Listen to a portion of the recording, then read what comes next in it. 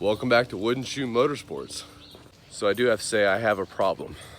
I can't seem to leave things alone. But I did find something really cool the other day that I was just compelled to go get.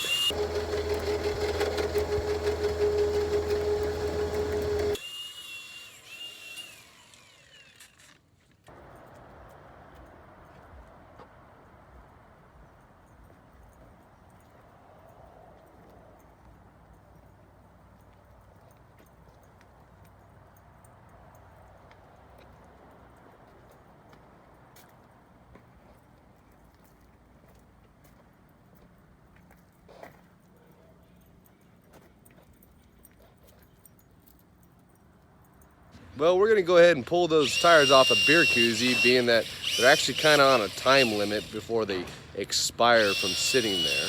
So before we get these put on there, what we have to do is get the old wheels off, and then we have to get the hubs cleaned up. That's what Anthony's working on back here. 1957 technology at its best.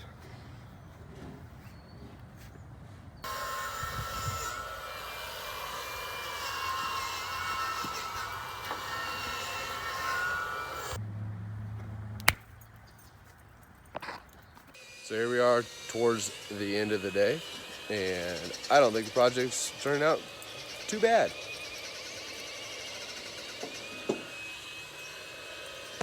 One might think this may look excessive. To others, it's just right.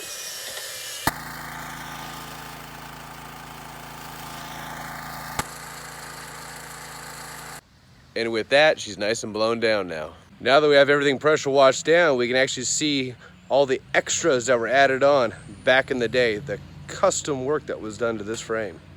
Take a look at this one-off fabrication.